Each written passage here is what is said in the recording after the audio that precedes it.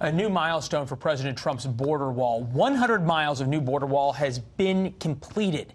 This is the DHS works towards the president's goal of building 450 miles of the border wall by the year end. Border Patrol agent, Vice President of the National Border Patrol Council, Hector Garza, joining us now. Nice to see you as always, sir, from, I believe, Austin. Tell us, what difference has this 100 miles made, if any?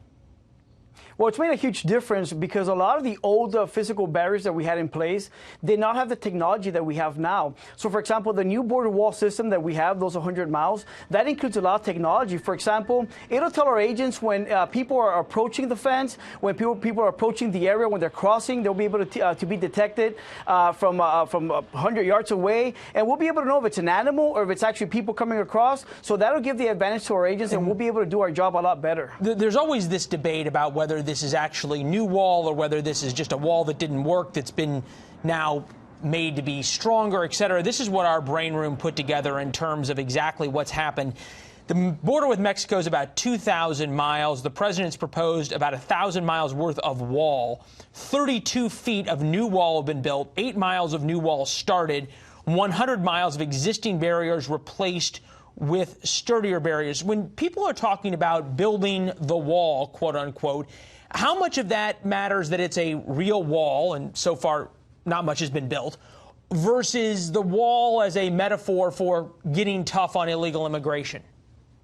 So 2020, we're going to see a lot of physical wall being built by President Trump. But what we're also going to see is this invisible wall that President Trump has been building in the form of the different initiatives that President Trump has implemented. For example, the migrant protection protocols, which is known as the Remain in Mexico policy, the asylum cooperative agreements in the Northern Triangle, the PACER initiative. All these initiatives that President Trump has been working on is what's causing the lower number of apprehensions that we're seeing on the border. So we're seeing both a physical barrier, and we're also seeing an invisible barrier that President Trump is building. And are the numbers supporting that these policies and then this new wall are working in terms of who we're seeing coming up to the border? Are people not even bothering to try, if you will?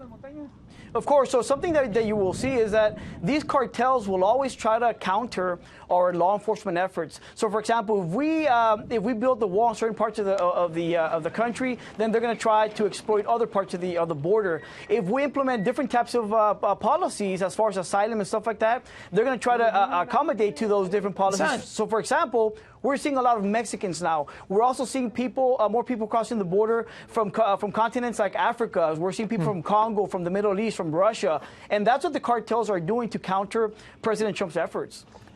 It's clear from our conversation that you're a supporter of the president's efforts. Appeals court ruling that President Trump can divert $3.6 billion in military funds for the border wall and continue that process. Missing from all of this is Mexico paying for the border wall. Does that bother you at all as it takes funding from other things in the U.S. government?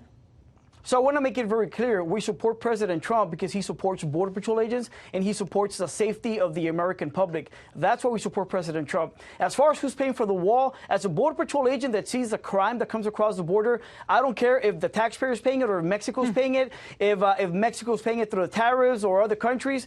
What we know is that walls work and they will keep our country safe. They will keep our Border Patrol agents safe as they try to do their job. And again, we need to make sure that our country is safe and we need the wall. Honest point, honest conversation. Mr. Garza, appreciate it. Appreciate your time on watch as well. You and your men who are down there every day. Appreciate it, sir. Thank you, Leland. All right.